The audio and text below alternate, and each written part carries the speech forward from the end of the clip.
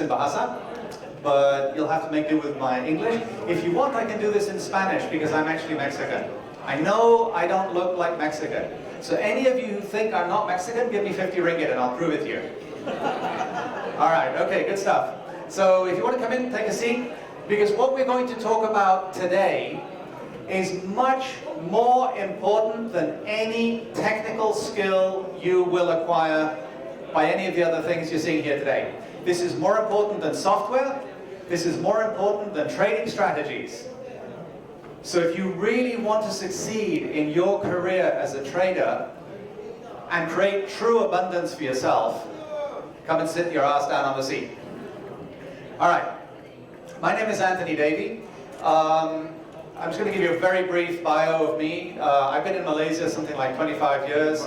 My background is rather bizarre. I've got a degree in archaeology and philosophy, and then I spent a lot of my career in the IT industry, and I have been a former CIO of RHB Group. So, how many of you use RHB Invest? Who uses RHB Invest?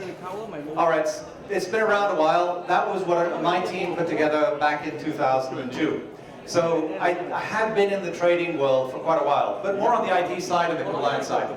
Okay, have you noticed that some people are successful in the same career and somebody else is unsuccessful? Ah, that's the point of this talk. Is the job the same? Who says no? Right, no, it isn't. It's exactly the same job, it's the same industry, it's the same. So what is going on that's different? What's different is you.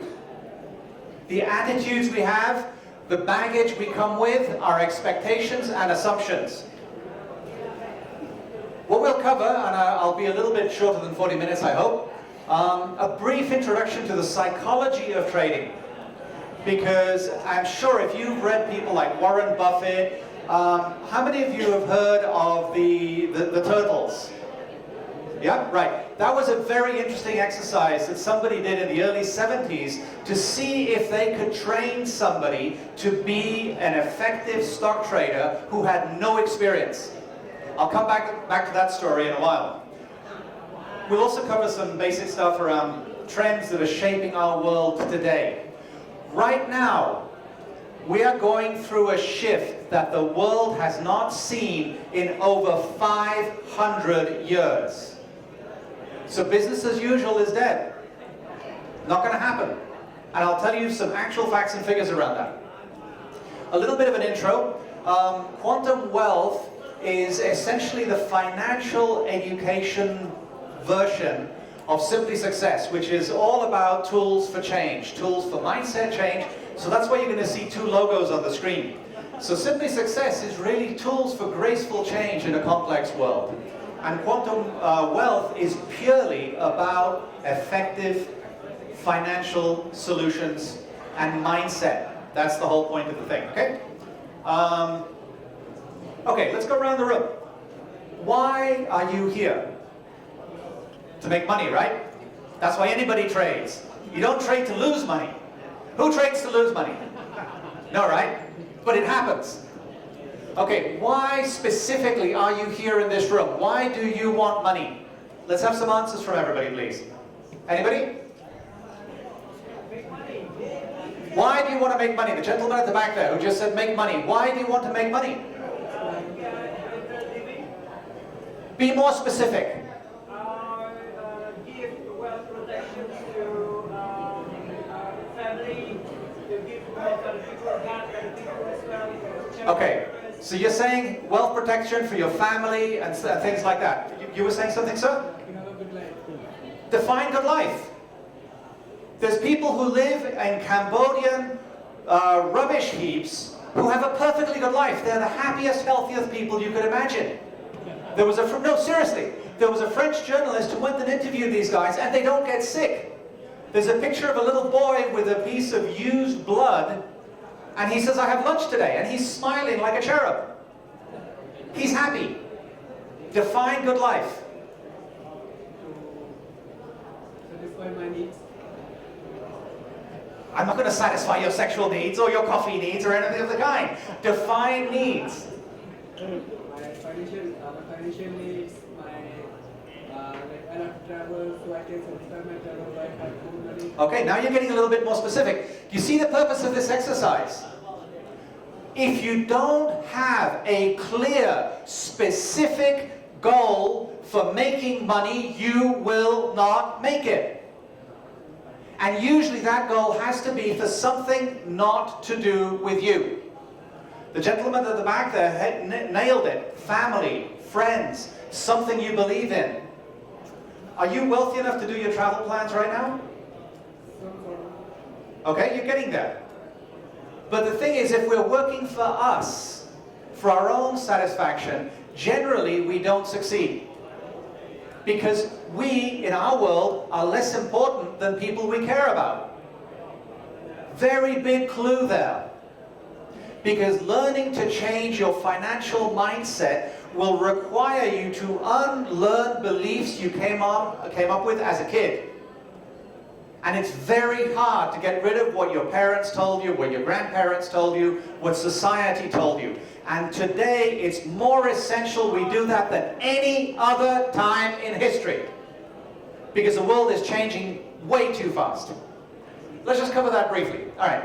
Are you expecting the psychology of trading to be something like Jordan Belfort, Wolf of Wall Street? Be honest. Because this is the image we have of traders. Who feels that this is a good path to success? Be honest, please. Put your hands up. Okay, good. Gentlemen at the back, give them a round of applause for being honest. All right, how many of you wanted to put your hand up and didn't? All right, be honest with yourselves. This is the most essential skill we can have. You can bullshit everybody else, but you can't bullshit you. Okay, so this is, just take that. If you didn't put your hand up, where else in your life are you lying to yourself?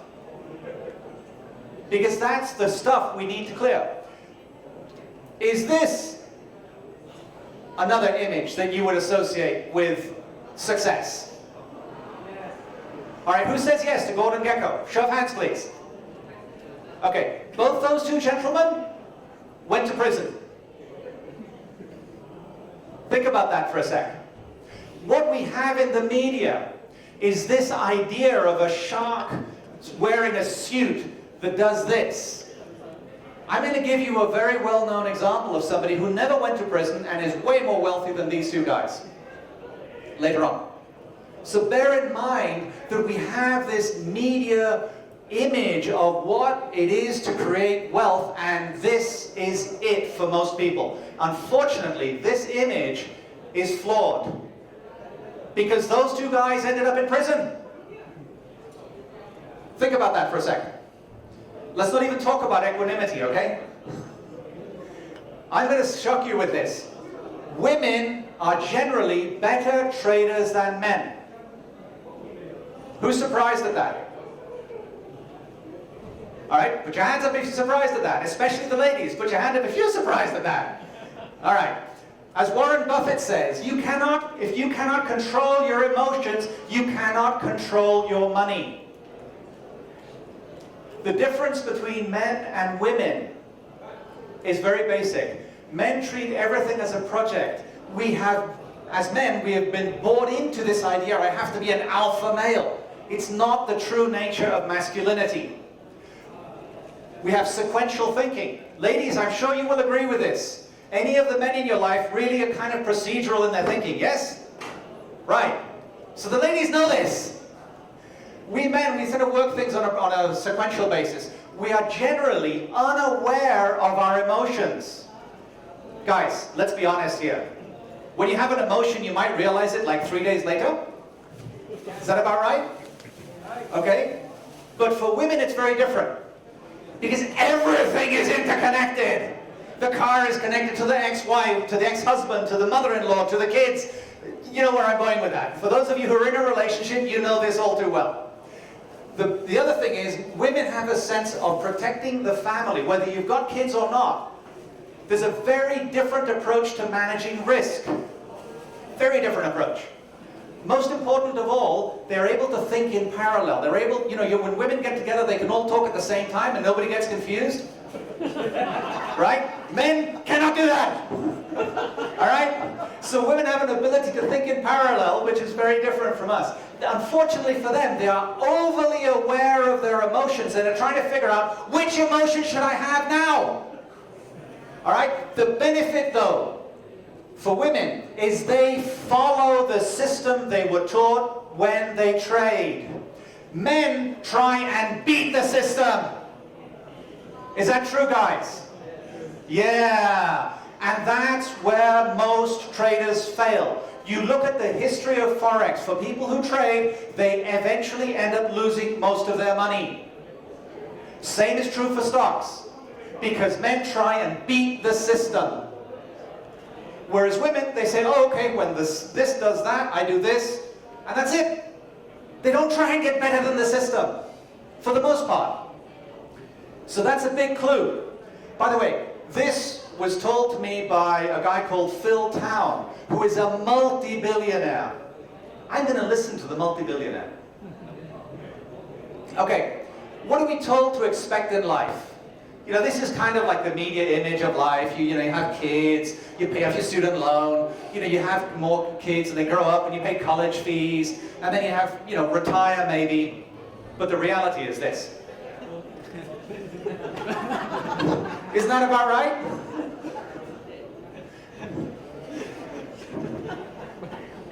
So, let me ask you a question. Are you the same person at home as you are at work? Who says no? Put your hands up. Be honest.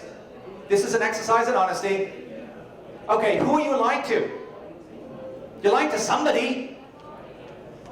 Why don't we do this? I get that there's behaviors like, you know, walking around naked and the office isn't going to work. You can do that at home. I get that. But why aren't we as authentic with people at work as we are at home? I understand there are different boundaries. But if we are living in a world where we are not being true to our true nature, you are lying mostly to yourself. So that's going to essentially corrode your soul at some point. How many of you are in the corporate world? Show of hands. All right. How many of you enjoy being in the corporate world? Ah, one person. All right, good.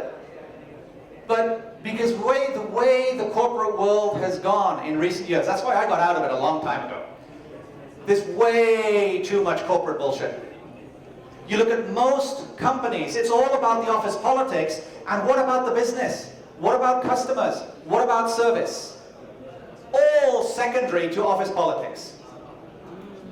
For the most part. There are obviously companies that are exceptions to this rule. Okay? This is what we're all looking for. We're looking obviously for psychological, physiological needs, safety needs, social needs, esteem needs, self-actualization, and we're trying to fill internal needs with external things. Sex, music, drink, cigarettes, etc. But they never fully do satisfy us. So if you're looking to make money to do more of this, eventually you will fall down a deep hole at some form. Because you're not being honest with what you really need as a human being. So like I say, Warren Buffett was interviewed by Jeff Bezos of Amazon. And Jeff said to him, wow, Warren, your system is so simple. Why isn't everybody doing it? Warren answered, because nobody wants to get rich slow. Think about that. We've got this culture of wanting to get rich quick. Why? Malaysia, look, we all know this. I've been here for many, many years. Isn't this the country of the king of the money games? Yeah. Right? Yeah. The biggest scams and credit cards, etc. Here? Why? This instant idea. I want to get my ROI yesterday. I invest 10,000 ringgit. I want to get 50,000 ringgit next week. The stock market is not a casino. Okay? And that's where most of us get into the game.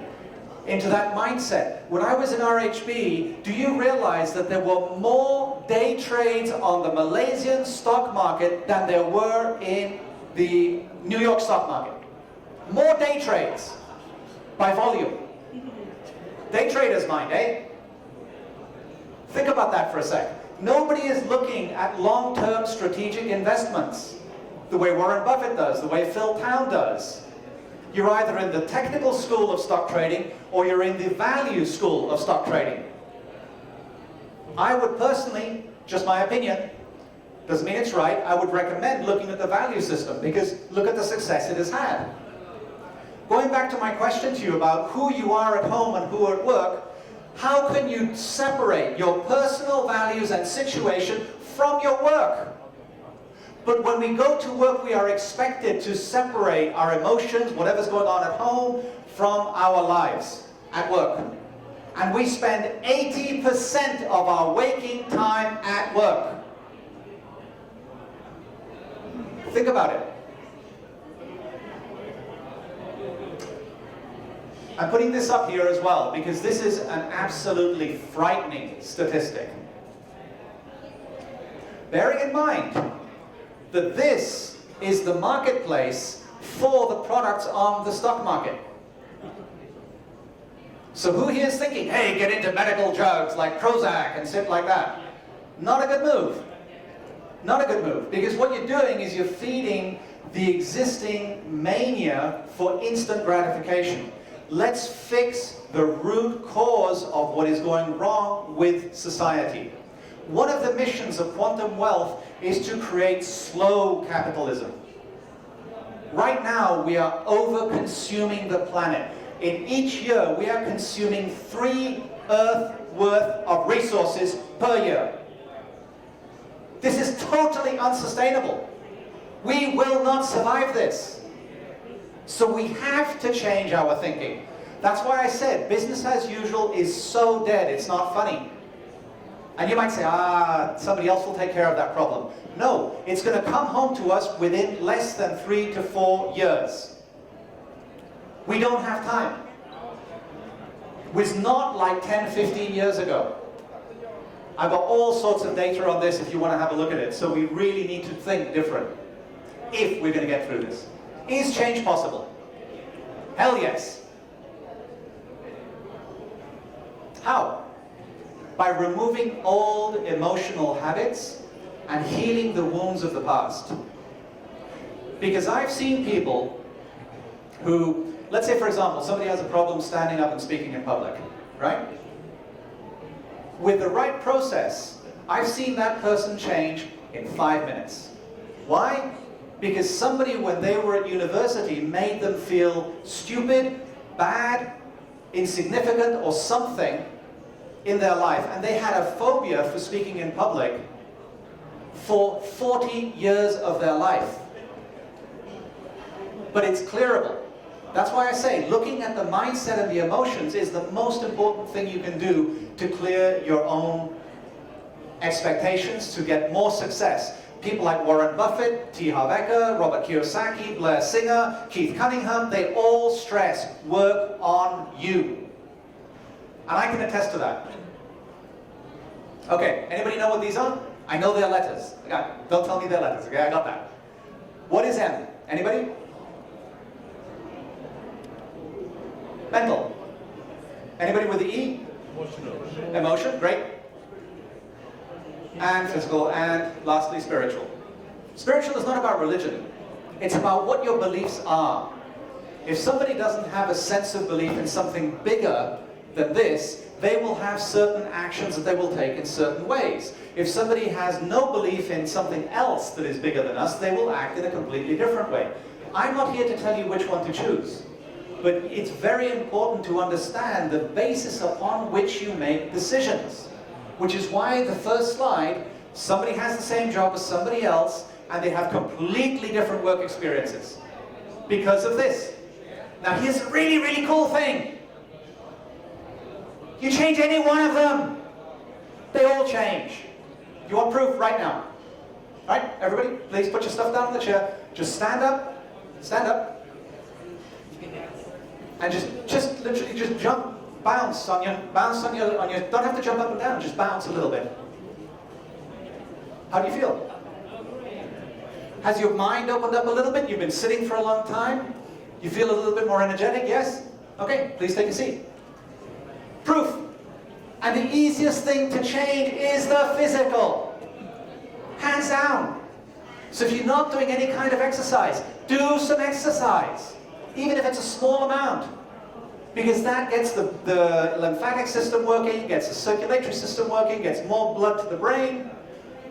That's just, it's very simple stuff. And then work on clearing the emotions and stuff like that. Very brief history of money, from the Neolithic to the present. I had a lot of fun doing this slide. You know, this is what you get when you have an archaeologist doing stuff for you. All right, yeah, barter started way back in before we even were humans, literally. Because chimpanzees have been shown to use barter and stuff like that. Oh, their version of it anyway. So what we then started doing was using produce and stuff. Do I have a pointer here? Yay! Okay. Oh, laser pointer doesn't work. Okay. Anyway, so I come from Mexico and I'm really proud of this. So we, in fact, for 5 chilies was worth 1 bean of cacao. That was what the Aztecs did. So barter and the using produce, and these are cowrie shells. That's a bronze thing from South Africa, I think. So then as we went on, we started using these interesting things called tally sticks. Now, these were sticks with certain notches on them, which were used all around the world, and that's where we get the phrase tallying. So there's a lot of words we use in the financial services sector that come from really, really old ways of using money. Now, the interesting thing about these guys, do you realize that the formation of the Bank of England, the tally sticks were used as part of the exchange? So they were still used into historic times. They were used up until at least the 17th century. So we've got lots of different things that were different forms of money. Wampum in North America, this was legal tender in, what was it, 1677 or something. Legal tender. And again, they were using shells, copper, precious metals, and stuff like that. Then you have gold and silver, obviously, and that's spread all over the world. Now, this is an interesting one. This is from Peru, and it actually is an aerodynamic jet. It has been put through an aerodynamic test, and it's as aerodynamic as an F-15. How the hell did they know how to make these things? Who knows? That's another story for another day. So then you have all sorts of interesting things. The word shekel, even though it's the name of the Israeli currency, originally it was a portion of wheat, which later became some stones with certain markings on them and stuff like that. So then what you have coming after that, the cowrie shells. Who here is of Chinese ancestry? Show your hands. Don't be shy, I can see you. All right, because cowrie shells were used in ancient China, but they were also used throughout the South Pacific. They were even used in Europe as well, as a form of money. Why? Because they were scarce. Then you have leather, which obviously didn't last very long, pun intended. And then you have coins and stuff like that. Go on a little bit further. Then you have paper money, which was originally invented in China, but interestingly, they stopped using it. Why are we using it now? Interesting story. Then we have the banking system, which started in Lombardy, in at least the version we use, in around 11th century. And then you have this guy. Who here has seen the symbol of BSN, the bank? Okay, you know what that is? Actually, it's a tribute to the Queen at the time of Siam, which was then paid to China. So, again, a kind of barter thing. This is early Chinese money, that's US dollars and all that kind of thing. There's a Mexican peso. Then you have coins, etc. You have reserve banking kicking in. This is really interesting, I didn't know this. Credit cards only appeared in 1950, but store cards appeared in 1922. So store cards came way before, things like your Eon card or your Jusco card or whatever. They were around way before credit cards. Oh well, there you go. I found that interesting. So that's about it. That's a very short walk through money. Now, let's look at stock market versus gold. Because I think that we've had a really bad instance here in Malaysia. Who here is familiar with Geneva? Show of hands. Geneva. Yes. How do you feel about gold? No. They ruined this for everybody. For me, this is just my opinion, gold is going to be one of the best investments ever compared to stocks. Look at the performance from 2000 to 2017 of the stock market versus the price of gold. By all means, have a diversified portfolio, no questions. But the thing is, this is something we have lost sight of, the true nature of what money is. Now, I promised you I was going to give you a sort of what kind of profile you have. Are you somebody who saves money? Show of hands. Who here likes to save money? Very interesting, because if I'd had this conversation 15 years ago, every single one of you would have had your hands up. The reason that Asia is more financially strong is because people still save more in Asia than they do in the West. But unfortunately, for you, that is dropping. And it has dropped drastically in the last few years. So, that's one thing to consider. Are you a spender? That lady's very good. Give her a round of applause. She's honest with herself. All right. So spending is not an issue. There's not right or wrong here. But if you're running up an incredible amount of credit card debt, stop. May I share a personal story with you? Is that okay? Yes. Last year, I managed to get free of all institutional debt. I don't know any bank, any credit card, any mortgage to anybody. I can't tell you how good it feels not to owe anybody money. Think about that for a second. Imagine the debt that you're carrying. When you are working, whom are you working for? Bingo! You're working for the bank, right? How much of your money do you get to keep? Not a lot. The energy was good in the room until I asked that question. Then it went boom. Okay, how many of you avoid the issue of money? Oops. There we go. Avoiding means, oh, I don't want to look at this stuff. Somebody else takes care of it for me. Unfortunately, if you let somebody else take care of it for you, you are at their mercy. And there's some people who really, they're called money monks. And actually, they're not really fussed about money. They know they need it.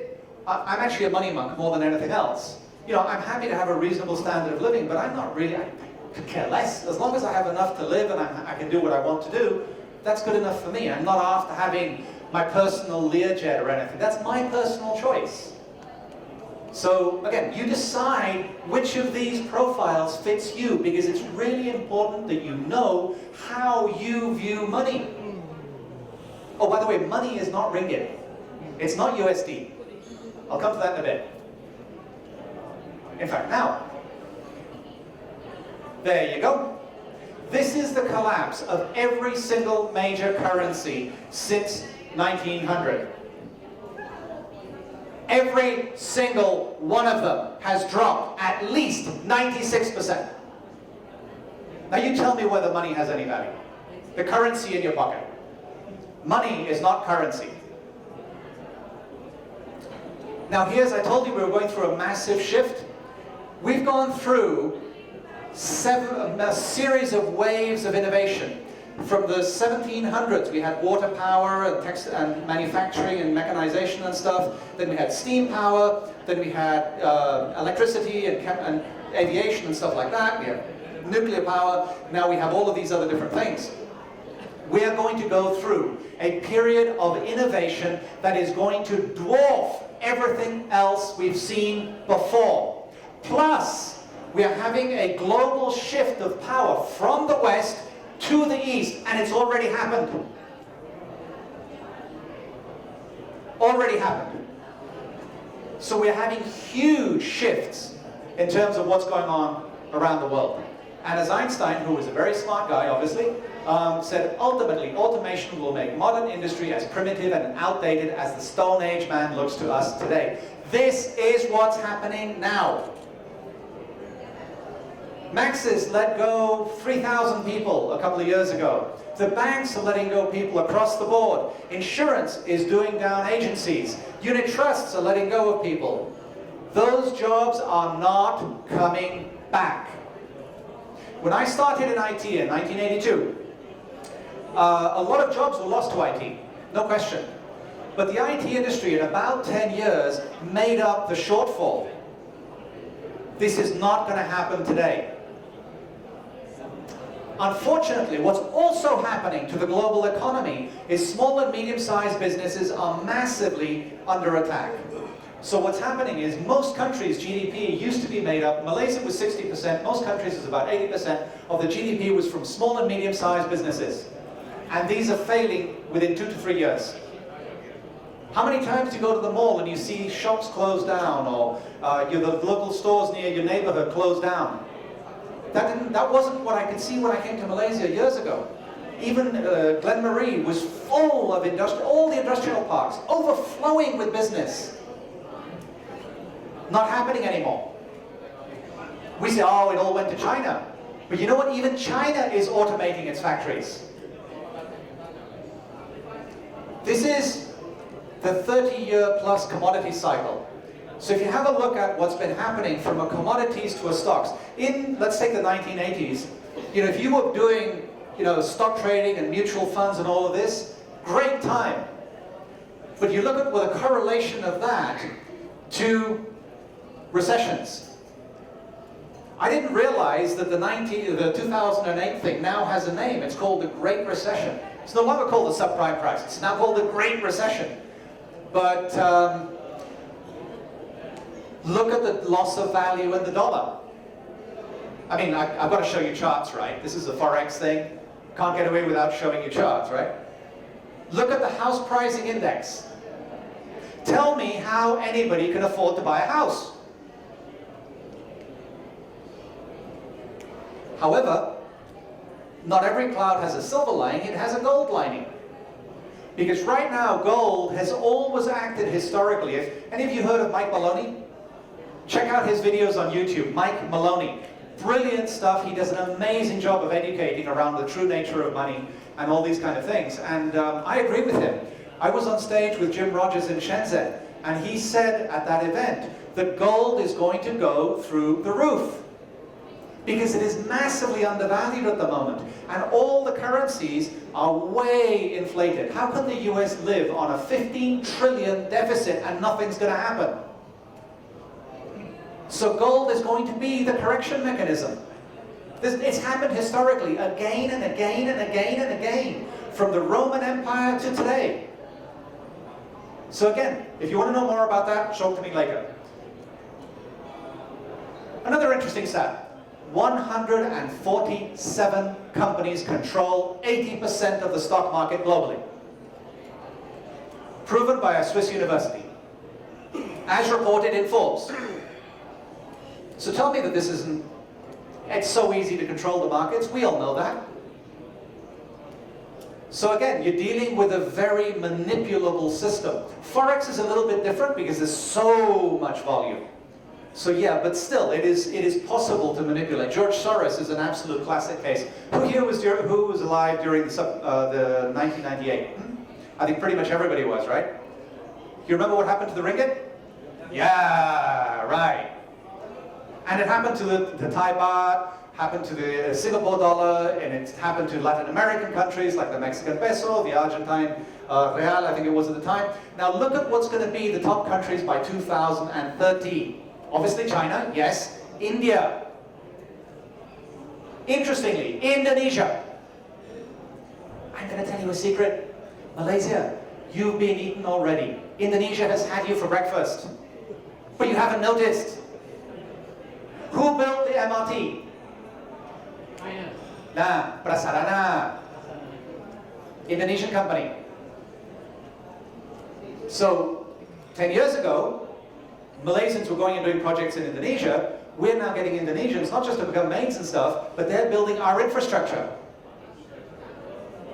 So think about it. Are we self-sufficient for food today? No. We import 60 billion ringgits worth of food a year to feed us.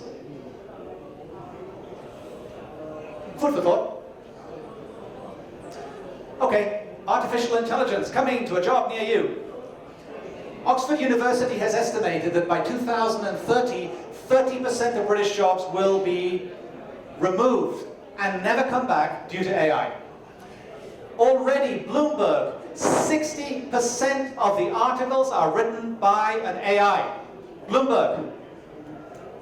Today. You don't see that in the newspapers, do you? So we need to rethink. Do you see when I made that very bold claim at how much the world is changing? Do you now see why I say that? We're going through a shift that has never been seen in our lifetimes. This is comparable to the shift from the agricultural economy to the industrial economy. This is going to be as devastating as that was. Unless you are prepared. Look at this. This is what AI does. Let's take this from a forex or a stock trading point of view.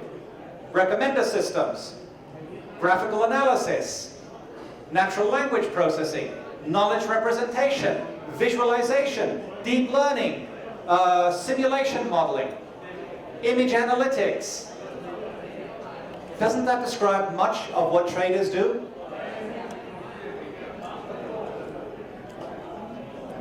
Think about it.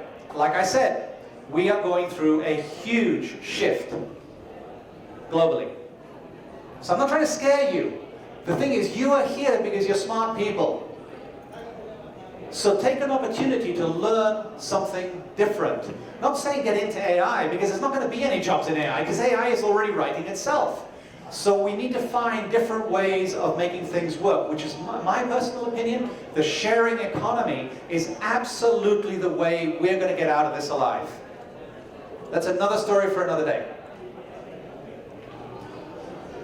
How to handle the future. How many of you copy other successful traders? Show of hands. Forget the slide for the moment. How many of you copy other successful traders? Standard strategy, yes? It's not going to work, because what worked for them worked in the past. As you can see from what's going on in the world today, the world in the past is not the world of the future. By a huge margin. Be where the money is going to be, not where it is today.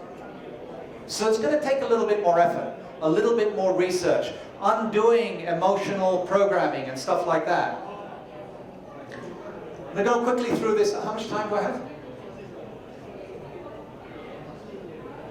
How much time? 5 minutes. Okay. I will speak really fast, because in Spanish we speak fast, so I will do that. All right. Okay. This is a really good one. I can't help you with this. I can only show you the way. You need to walk the path yourself. And it's going to take a lot of unlearning. And to change, the biggest issue is until the fear of change is smaller than the pain of change, we don't change.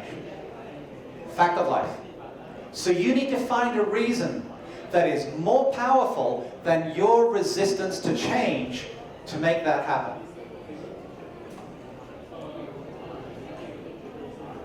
Most important thing is clearing up the emotional noise when we know that something in my life has to change, and it's me.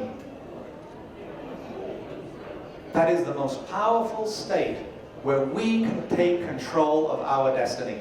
It doesn't matter what's going on outside. What's happening, what's more important is what's going on inside us. I love this quote.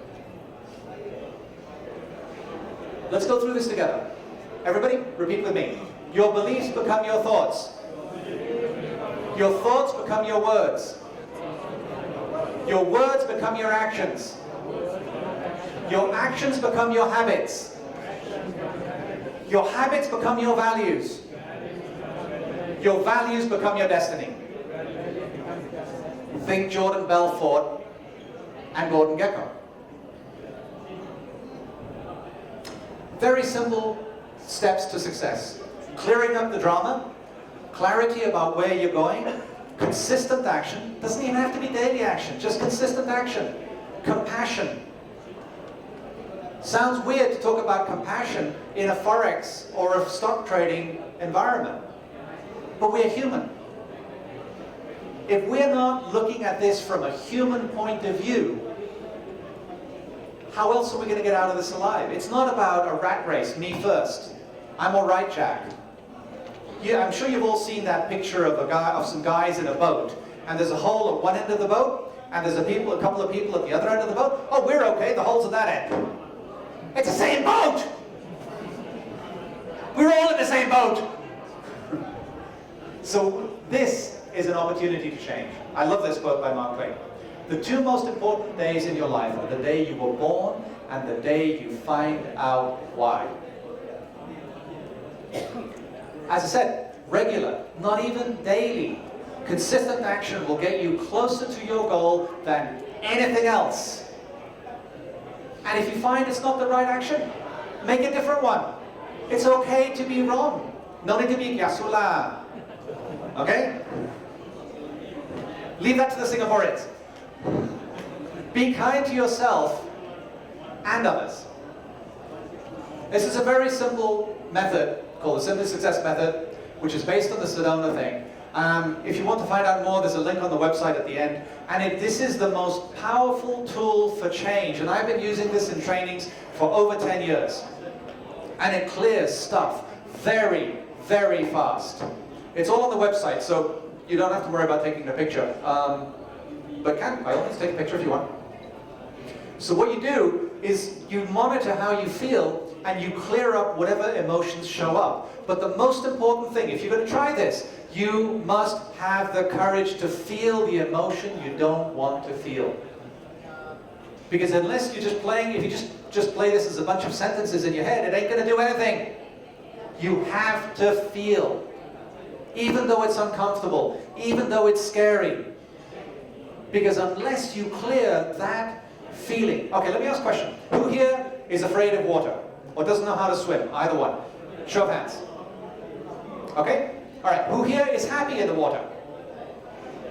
Is there anything wrong with water?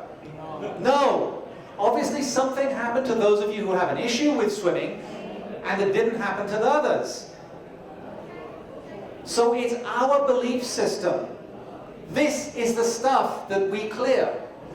Because imagine you have an issue with a certain aspect of investing. Or you're very nervous about taking risk. And maybe somebody gives you an opportunity where you have to go outside of your risk tolerance. And you lose an amazing opportunity. I think for those of you who've been around the sun a few times, I'm sure you've had opportunities you missed. And you said, shit, I wish I'd taken that. Maybe 10 years later. That's happened to me so many times, it's not funny. Okay. Alright, simple recipe for happiness. It's very simple stuff. Be kind to yourself and others. Because if you go around and you feel good about you, you will make better decisions. Proven, psychologically. Be grateful. Very straightforward stuff. And this is nothing new. The really good one, avoid taking things personally. How many of you at work, if somebody gets angry with you, say, oh, they don't like me. Oh, they don't even know you. They got angry about something that happened at work. But we take things personally. Is that true? Sometimes. So the thing is, we are making an assumption about something that doesn't even exist. They might not even, the person who got angry with you 2 weeks ago, they probably wouldn't even remember what it was about. But you're carrying, you know, Robert got angry with me, I don't like it. And we carry that story in our heads. And then with that colors the way we deal with the same situation in the future. I'm not going to talk about relationships, but it's very, very, very relevant to that too. Keep your word. This is actually kind of hard. It's very hard sometimes to say, no, I can't commit to that. How do you feel when somebody says to you, oh yeah, I'll do it, and they don't do it? Do you trust them? No, right? So it's for your own self-esteem. Have the courage to say, I'm sorry, I can't commit to that. Practice it with me. Everybody? No, I'm sorry, I can't commit to that. Are you still alive? Yeah, right? So you're not going to die by saying that, okay? Communicate as clearly as you can. If the other person doesn't get what you said, it's their problem, not yours. If you were as clear as you could be, politely and kindly, receipt of message is not your problem. Okay, when you call somebody, are you annoyed if they don't pick up the phone? You can't control it. There's nothing you can do. They might not be there, they might be busy. We don't get annoyed with stuff that we can't control. True? Who gets annoyed at gravity? Gravity. Oh shit, I've just broken the thing. Shouldn't do that with a laser pointer. Fire the speaker. Alright. Only quality people in your life. How many of you tolerate toxic people in your life? Get rid of them. Nicely. Don't have to hang around them. Might even include family. What others think about you is none of your business. It will give you so much peace of mind. How many times do we go around worrying what people who are functionally strangers to us think about us? No point. Yep, there we go. Can you run the next slide? I've broken your pointer. I think I put the battery in the wrong way around. Okay. I promised you I was going to talk about somebody who was incredibly successful. And of these two gentlemen, who was investigated for fraud, racketeering, went to prison, and is way, way poorer than the other. Same applies to Gordon Gekko. Now I'm going to go with Warren Buffett, because as he says, you can't do a good deal with a bad person. Now, is he really successful? Yeah. And also, he values integrity. There's another quote of his that I didn't want to put up here because I have too many slides already. Anyway, if you're hiring somebody, look for integrity, intelligence, and something else. I can't remember what the other one was, and he says if they don't have the first one, don't bother. If they don't have integrity, don't bother. So you need to decide whether you are going to operate from integrity as well. As he says, it takes 20 years to build a reputation, and it takes minutes to lose it. Who's here has watched, there's a brilliant movie with Robert De Niro where he plays a gay pirate. I can't remember the name of the movie. It's brilliant. He's Captain Shakespeare. Anyway, never mind. Check it out on the web. It's a lot of fun.